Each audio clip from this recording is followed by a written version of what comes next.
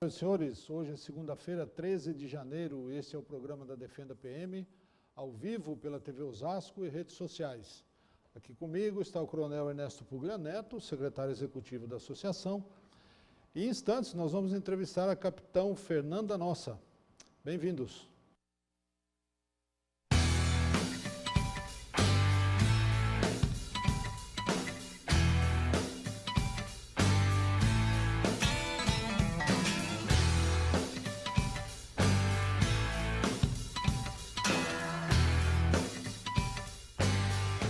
Com o objetivo de prestigiar e fortalecer a Polícia Militar, a Defenda PM criou, através de uma parceria, a Defenda Conecta, que tem como missão principal facilitar o acesso aos desejos e necessidades prioritárias no dia a dia. Imagine poder fazer um hemograma completo a partir de R$ 6,00 em laboratórios de primeira linha, cinemas em rede nacional com até 60% de descontos, descontos em faculdades, lanchonetes, eletrodomésticos, academias, enfim, economias que vão fazer com que o seu dinheiro renda mais e possibilite alcançar mais daquilo que você deseja e precisa. É isso mesmo. O programa de descontos e conveniências Defenda Conecta foi feito para você e até 4 dependentes. Por menos de 60 centavos dia, cada beneficiário pode economizar muito mais do que o valor investido na adesão. Quanto mais você e sua família utilizarem, maior será o retorno. Você, que já é um associado Defenda PM, precisa apenas se cadastrar no site defendaconecta.com.br. Você não paga nada por isso. Se você não é um associado Defenda PM, você pode se associar à Defenda Conecta para aproveitar todos esses e muitos outros benefícios que virão. Consulte condições pelo telefone 011 3145 5848.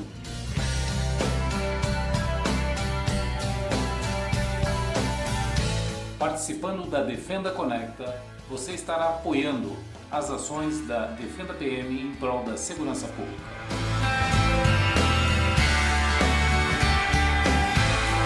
Defenda Conecta, ajudando você a obter mais daquilo que você deseja e precisa.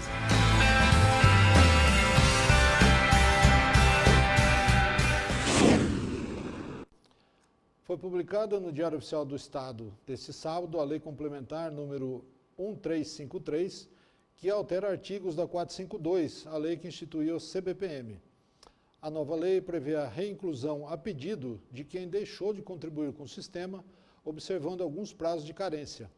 Outra particularidade da nova lei é a instituição do sistema de coparticipação financeira nos atendimentos ambulatoriais e hospitalares e de obstetrícia. Coronel Ernesto, seu comentário a respeito das alterações. Boa tarde. Boa tarde, Silvio. Boa tarde, Fernanda, boa tarde a você que nos assiste pela TV Osasco e também pelas redes sociais. Essa lei ela é fruto de um trabalho, começou com o coronel Henrique Falcone, que estava no comando da CBPM, e ela visa acertar, ajustar algumas coisas que estavam emperrando o funcionamento da Caixa Beneficente e principalmente emperrando a qualidade de vida do nosso policial militar. Esse retorno de quem saiu é fundamental. E só ocorria, quando ocorria, muito raramente, por via judicial. O coronel Falcone esteve aqui, o coronel Henrique Falcone esteve aqui, explicou isso, né? Só ocorria através de demandas judiciais quando ocorria. Hoje, administrativamente, fica mais fácil. Aquele policial que se arrependeu de ter saído da Cruz Azul em algum momento, viu que o plano de saúde aí fora é mais caro que o plano de saúde pago junto à Caixa Beneficente, pode voltar. Então, é fundamental. Aproveitar para comentar também a saída do coronel Henrique Falcone da superintendência da Caixa e a chegada do coronel Paulo Marino Lopes. O nosso muito obrigado ao coronel Falcone e a nossa boa sorte ao coronel Paulo Marino Lopes, que ele continue o trabalho que foi muito bem feito pelo coronel Henrique e dê continuidade a tudo isso, levando o melhor serviço ao nosso policial militar. Muito bem, nós vamos para a entrevista da semana. A convidada de hoje é a capitão Fernanda Nossa, que atuou com relações internacionais e como conselheira policial em missão de paz junto ao Gabinete Integrado das Nações Unidas para a consolidação da paz na Guiné-Bissau no período de 2017 a 2019. Bem-vinda, capitão, muito obrigado por estar aqui. Boa tarde. Boa tarde ao senhor, boa tarde, coronel. É um grande prazer estar aqui. Boa tarde a todos os ouvintes e telespectadores também. Coronel Ernesto. Bom, Silvio, o convite para a Fernanda foi para falar um pouquinho do que ela passou nesse 1 ano e meio que ela ficou na missão de paz. Ela é uma das policiais militares do Brasil, em especial de São Paulo, que compuseram recentemente as forças de paz na ONU. Nós temos participado cada vez mais, com oficiais da Polícia Militar de São Paulo e oficiais do Brasil, e é uma experiência diferente. Tenho certeza que ela vai poder contar para nós aqui muita coisa do que ela viveu, e é extremamente interessante saber que a gente pode contribuir como polícia, como instituição, através do trabalho de pessoas como a Fernanda, para a organização, na verdade, de novos estados. Já aconteceu isso no Timor-Leste, já aconteceu isso em outros países da América Central, já aconteceu isso também em outros países da África. Se salvo engano da minha parte, posso estar errado, mas até mesmo na Europa Oriental já tivemos oficiais que foram para lá compor missões de paz, e essa é a informação que ela vai trazer para nós hoje. A gente conversou um pouquinho antes da produção, e fizemos algumas... Vamos começar com o que você foi fazer lá. Acho que isso ficou mais importante. Depois a gente fala um pouquinho da cultura que você viu lá. Mas o que você foi fazer? Qual era a tua missão específica lá na Guiné-Bissau? Sim, senhor. Bom, a missão é uma oportunidade de crescimento em nível profissional, em nível pessoal. Na realidade, em 2006 eu me formei, em 2007 foi a primeira vez que eu vi na intranet a seleção de policiais militares para missões das Nações Unidas. Uau, que coisa grande, quero fazer parte. Então, lá atrás eu prestei. E eu cheguei a passar, é uma seleção feita pelo Exército Brasileiro, porque quando nós vamos para a missão, nós ficamos à disposição do COTER, que é o Comando de Operações Terrestres, que é quem faz, pelo Brasil, o controle das pessoas que estão em missão fora do país. Então, fiz uma prova de inglês, que era uma prova escrita e também com capacidade de áudio e depois entrevista, uma prova de tiro e uma prova de condução de viatura 4x4. E aí você se habilita para, naqueles próximos 2 anos, ser ou não chamado para servir em alguma missão das Nações Unidas. Aonde? Não dá para saber. É onde abrir vaga, eles vão te consultar se você tem interesse. Eu mandei sim para todos os lugares que apareceram, porque eu falei, quero fazer parte disso, então não selecionei. Alguns ainda tentam escolher, não, esse país não quero ir e tal. Foi todos os sims que eu pude. Na época, eu não fui para a missão, até fui convidada para algumas que eu estava mandando a candidatura, mas eu fui fazer o curso da Escola de Educação Física e deixei o plano de lado. Que só retomei em 2016. Quando eu prestei de novo, fiz as provas de novo, aí com a alteração que de 2016 em diante passou a ter também uma prova de informática, simples também, para medir a capacidade do operador com informática básica, porque eu acredito que as Nações Unidas têm que filtrar todos os países do mundo e acabou recebendo ao longo dos anos algumas pessoas que não conseguiam emitir relatórios e tudo mais, então inseriu mais esse componente no teste de admissão. E você vai para a missão para servir como conselheiro policial. Então, depende do país, a sua função vai alterar um pouquinho, depende do ambiente da missão. Então, as missões das Nações Unidas vão para países, às vezes conflagrados em guerra civil, às vezes no pós-guerra civil. Normalmente, países conflagrados, a gente chama a missão de peacekeeping, que é uma missão mais de intervenção, que observa, obviamente, um acordo das Nações Unidas com aquele país anfitrião da missão. Nesses casos, geralmente, quem atua são as tropas militares de forças. O Haiti, por exemplo, é uma... O Haiti teve uma missão assim, e o Exército, as Forças Armadas, que vão montar o componente para atuar ali. E aí, dependendo do estado que o país está, eles vão fazer tudo. Vão fazer função de Estado, vão fazer transporte público, vão fazer polícia, porque é um país em guerra. É a ideia das Nações Unidas, surgiu em 1945, depois da Segunda Guerra Mundial, e a ideia era impedir que novos conflitos acontecessem. Então, eles te organizam e observam os locais onde tem maior instabilidade e o interesse daquela nação, porque também não fere a soberania da nação. Se aquela nação pedir socorro das Nações Unidas, as Nações Unidas vai montar uma missão com as características que aquele país precisa. E você foi para Guiné-Bissau. Fui para Guiné-Bissau, que é um país que já não está em conflito, mas esteve. Então, a Guiné-Bissau também é colônia de Portugal, conquistou a independência nos anos 70, né, por meio de guerra civil, e foi acontecendo a política e o cenário político até que em 2009, 2012, eles tiveram uma grande guerra, um grande problema, e a partir dali, na verdade a missão das Nações Unidas já existia como suporte, mas a partir dali precisou de mais apoio, e aí a gente tem a missão das Nações Unidas para a consolidação da paz ali. Aí tem algumas imagens. Algumas fotos já que estão sendo colocadas aí. Do nosso trabalho lá. Então, eu atuei como conselheira policial, basicamente na Guiné-Bissau. Nós não fazíamos polícia. O que é atuar como conselheira policial? Qual é o trabalho? Isso que eu vou explicar. Algumas missões a gente vai para fazer ação de polícia, que são essas que a polícia não se estruturou. Imagina um país que teve um conflito, o Estado está parado e você precisa de uma força policial para começar. Então, eles montam um componente policial às vezes, uma FPU, e foi o que teve no Haiti, e a gente vai para fazer função de polícia. Para atuar efetivamente. Para atuar. Não era isso que nós fazíamos, nós éramos conselheiros policiais. Então, a Guiné-Bissau já tem as suas polícias, eles têm 5 polícias que exercem a segurança pública. Como conselheiro policial, nós fazíamos monitoramento dessas polícias, nós acompanhávamos as ações deles, nós dávamos treinamento, cursos, e nós fazíamos também a monitoria com relação a direitos humanos. Diferente de nós, a maior parte dos países do mundo tem o ciclo completo de polícia, então você via comumente nas esquadras de polícia as pessoas detidas. A pessoa cometeu um crime, foi detida, foi levada para a esquadra e ficava numa cela na esquadra. Nós íamos nesse local para ver se esse preso estava sendo alimentado, quais eram as condições da prisão, ou da detenção, do ambiente em que ele estava, e fazer relatório para as Nações Unidas. Na Guiné-Bissau, o ciclo completo, desde como a gente conhece o ciclo completo, não é seccionado como nós aqui.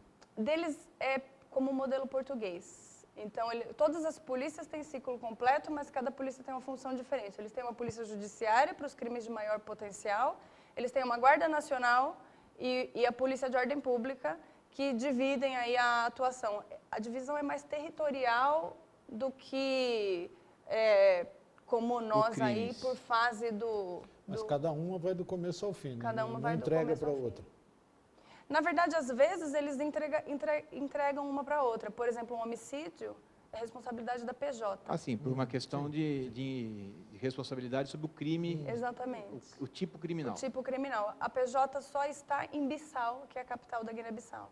Eles ainda não têm componente em todos os lugares da Guiné-Bissau. Então, o homicídio no interior da Guiné, por exemplo, ele é atendido pela Guarda Nacional, em primeiro lugar, que não teria competência para fazer aquela investigação. Então, eles fazem o início, cientificam a capital, e aí, dependendo de quanto eles tiverem de disponibilidade de recursos, aquela equipe da PJ se desloca, ou eles fazem aí essa cooperação entre eles. Temos mais algumas fotos lá, a gente podia passar de novo para mostrar, para poder comentar um pouquinho sobre cada uma das etapas lá. Tem um vídeo agora, né? Na missão de consolidação de paz da ONU, no país que se chama Guiné-Bissau, na costa oeste da África. E a nossa função aqui é de assessoramento e apoio às forças de segurança.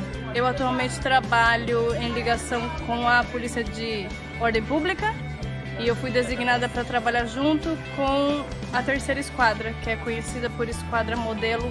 Eu tenho aqui o comandante da Terceira Esquadra, Henrique Diafuno, nosso amigo, nosso colega, para falar um pouquinho para vocês como é o trabalho da Esquadra Modelo, como é o trabalho da Polícia Comunitária na Guiné-Bissau. Muito boa tarde todo o policial do Brasil. Fiquei muito contente com o policiamento comunitário que copiamos do polícias do Brasil. Nesse momento que estamos a implementar na Esquadra Modelo do bairro militar, é por isso que está a dar um fruto tão importante para toda a população que é da comunidade do Esquadra Modelo. É por isso que eu vou agradecer no fundo do meu coração a dona Fernanda e outros também que passaram por aqui nessa esquadra. E agora nesse momento temos posto avançado para abençoar mais ou para reforçar mais esse pensamento comunitário. Mas não vou dizer mais nada, é muito importante mesmo. Acho que a grande lição aqui é ver que a polícia e a comunidade juntas podem realmente fazer a diferença pelo progresso, pelo futuro da nossa população. Vamos mostrar a população aqui, ó. Dá um giro. Então nós estamos aqui no bairro de Brá. Aqui nós temos esse posto avançado. Dá um giro, pessoal. E nesse posto aqui os policiais trabalham todos os dias num regime de 24 horas, atendendo a população e apoiando todas as necessidades que a população precisa. Acho que dá pra gente se ver um pouquinho, né? O Brasil se vê na Guiné e a Guiné se vê no Brasil. Nossos policiais, nossos amigos ali. Então é isso. Obrigada. Estamos juntos? É que é assim que se diz aqui na Guiné. Tchau.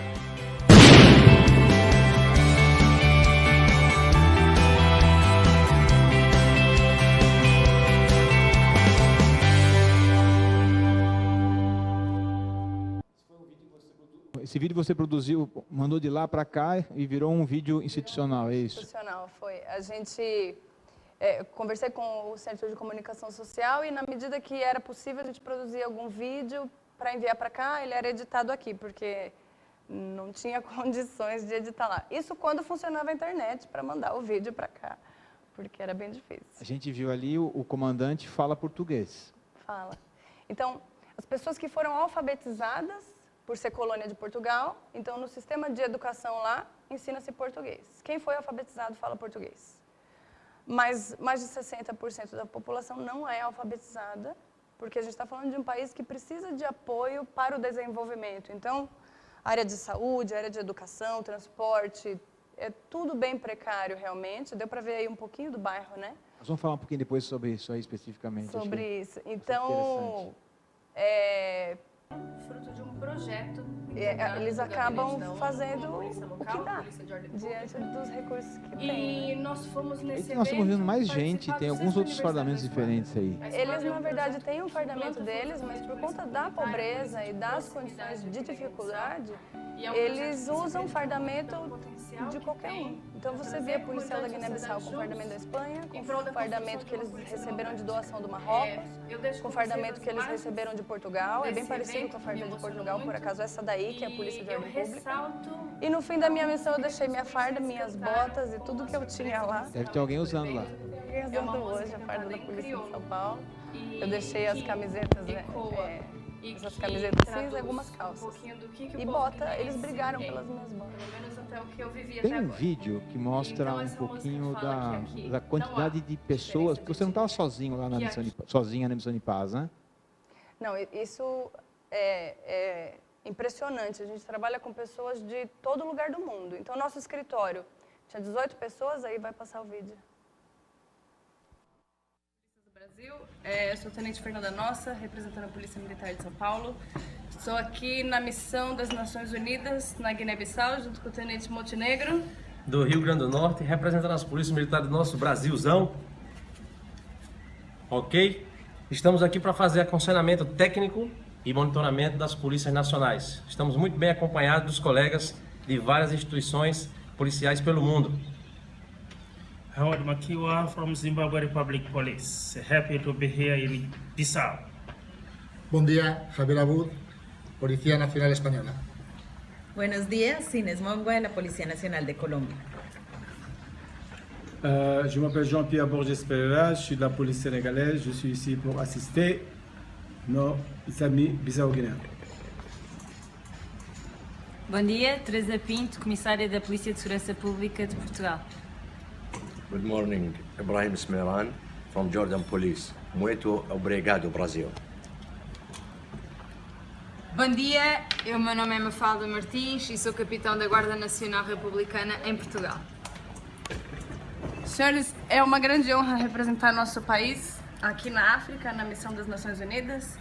E um bom dia a todos. Para todos que já estiveram em missão, sei que muitos dos senhores já tiveram, relembrar um pouquinho dessa vibração de estar aqui. nós tivemos aí Zimbábue, Senegal, Zimbábue, Espanha, Colômbia, Colômbia, Senegal, Portugal e Jordânia. Sim, e ainda tinha mais um outro rapaz da Burkina Faso, e aí, ao longo da missão, as pessoas vão indo embora e outras vêm, porque encerram suas missões. Então, a todo tempo, você tem essa multiculturalidade ao redor e você tem que pensar a polícia de uma forma só, porque as missões das Nações Unidas têm que ter uma coisa só para ensinar, uma coisa só para pregar. Então, existem todos os protocolos das Nações Unidas, nós todos temos que estar a par de todos eles, mas ainda assim tem alguma coisa da nossa cultura que influencia o que a gente pensa ou o que a gente deixa de pensar. Por exemplo, eu dei aula lá de defesa pessoal em um determinado momento. Até aqui eu trouxe os equipamentos que a gente usou. Eles não tinham equipamento, né? Então eu conversei sobre isso com um policial lá e ele fabricou pra gente, ó, de cabaça, que é uma fruta. Então, a partir de umas fibras, ele fabricou isso daqui, praticamente um papel machê. E eu uso algumas técnicas de defesa pessoal e outra polícia usa outras. E como eles não têm uma formação básica que segue uma filosofia só, você tem que lutar contra essa particularidade de cada cultura para achar uma fórmula para tentar ajudar.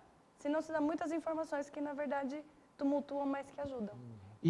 E tem a cultura local também. Nós temos um vídeo aí que é uma solenidade deles lá, é isso? Sim, tem um vídeo aí que eles estão numa solenidade de aniversário da Esquadra Modelo, que foi a esquadra que eu fiquei como oficial de ligação.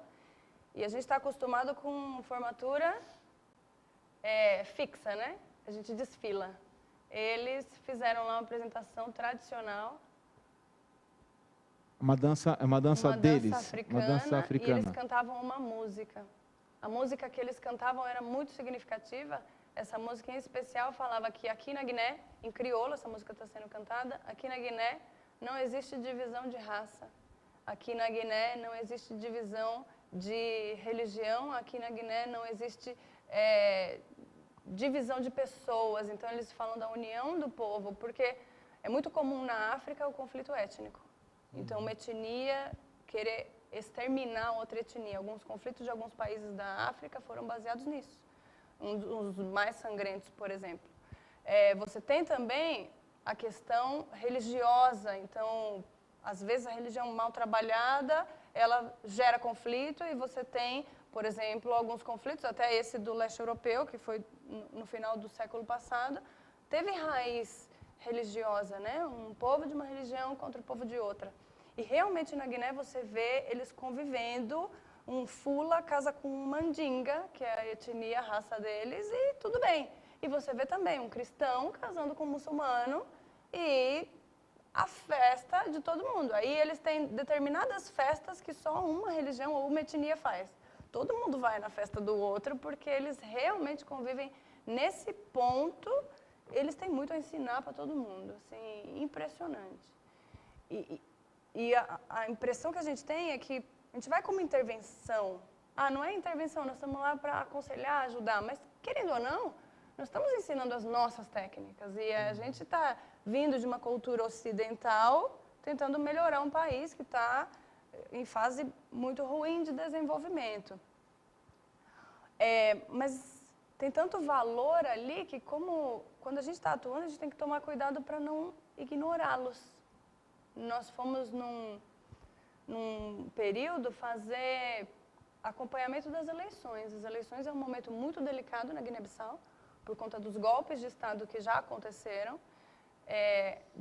Agora, na missão, enquanto eu estava lá, o primeiro presidente democraticamente eleito ia terminar o seu mandato na Guiné.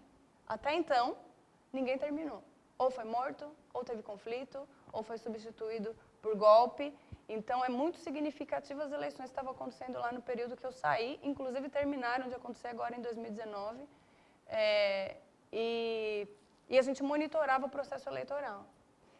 E aí nós fomos numa comunidade longe, lá perto da fronteira, falar sobre a preocupação das Nações Unidas. Então, nosso papel era como conselheiro visitar a comunidade e dizer, olha, o governo está fazendo esse processo dessa forma, garantiram transparência, tarará, tarará, e as Nações Unidas vai monitorar o processo para evitar que haja qualquer partido que queira se aproveitar do momento para impedir o processo democrático na Guiné-Bissau. Essa era a mensagem. Mas nós íamos ouvir a população.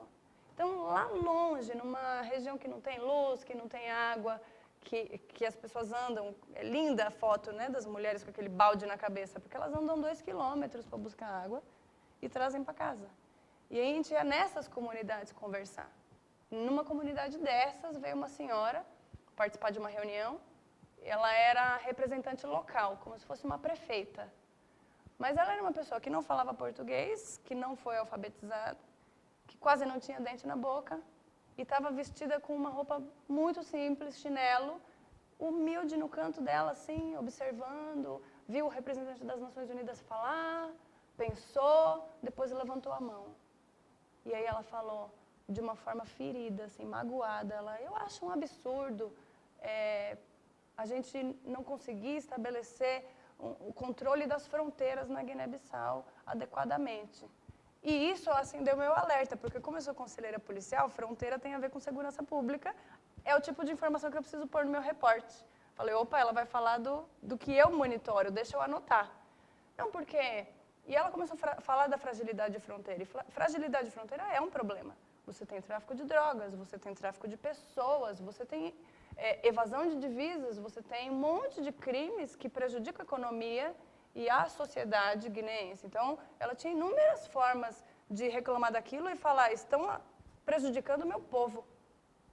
Sabe qual era a preocupação dela? Ela estava magoada e ferida porque naquele dia 2 pessoas estrangeiras, provavelmente da Guiné-Conakry, morreram ali. E como eles não tinham documento e não tinham controle deles passarem pela fronteira, ela não sabia quem eles eram e de que família eles eram. Então, não sabendo a família, ela não sabia nem a etnia, nem a religião, para que ela, como Estado, pudesse dar o enterro digno, de acordo com as crenças daquela pessoa que morreu. Ela não estava preocupada com o país, com a economia, com o tráfico de drogas e o tráfico de crianças que poderia acontecer em função daquilo, que é o que um governante normalmente vai pensar. Ela estava pensando na dignidade de uma pessoa que morreu no território dela e como anfitriã, ela não conseguiu cuidar. Eu saí dessa reunião, falei, uau, temos que pensar em humanidade realmente e a gente tem que parar de ser arrogante de achar que a gente vai em algum lugar consertar. Nós não fomos para a Guiné para consertar nada. Os valores que eles têm ali são incríveis. Mas, de fato, nós temos um mundo que pode se ajudar mais em termos de estrutura. E se essas nações realmente quiserem dar a mão uma para a outra, né, a gente pode ir longe. Nós estávamos vendo algumas imagens, se puder colocar de novo as imagens que a gente estava vendo, só para a gente comentar um pouquinho, né? Esse é o dia a dia que você via lá? Isso é o dia a dia. Isso daí é uma vila que eu fui visitar. E isso daí é uma sala de uma casa, essa parede assim, realmente, feita de algumas de pau a pique, algumas com barro. Aí no dia a dia tem 88 ilhas na Guiné-Bissau, então as pessoas elas se transportam muito de barco, vivem assim, né? A Guiné-Bissau é um país que vive basicamente da economia do arroz, da agricultura e da castanha de caju.